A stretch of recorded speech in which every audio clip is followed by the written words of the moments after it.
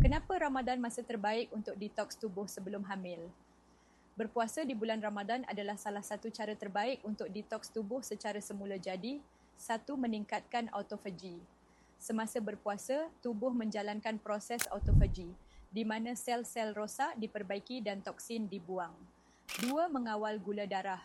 Berpuasa membantu menurunkan paras insulin, meningkatkan sensitiviti insulin dan mengurangkan risiko gangguan hormon seperti PCOS.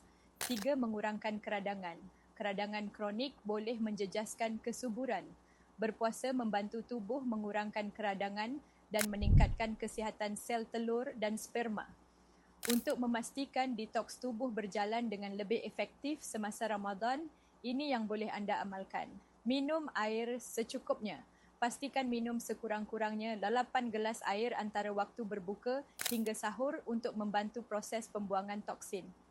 Ambil makanan kaya serat, sayur-sayuran hijau, buah-buahan segar dan bijirin penuh membantu melancarkan sistem penghadaman dan menyokong detoks semula jadi. Elakkan makanan diproses, makanan segera dan tinggi gula boleh menyebabkan pengumpulan toksin dalam badan. Amalkan minuman detoks seperti air lemon, teh hijau atau jus sayuran hijau untuk membantu hati dan buah pinggang berfungsi dengan lebih baik. Ingat, Ramadan adalah peluang terbaik untuk detoks tubuh anda dan meningkatkan kesihatan reproduktif. Elakkan toksin, amalkan pemakanan sihat dan pertimbangkan nutrisi tambahan seperti FRT untuk membantu menyeimbangkan hormon dan menyokong kesuburan anda. Nak tahu lebih banyak tips kesihatan dan panduan ikhtiar hamil semasa Ramadan?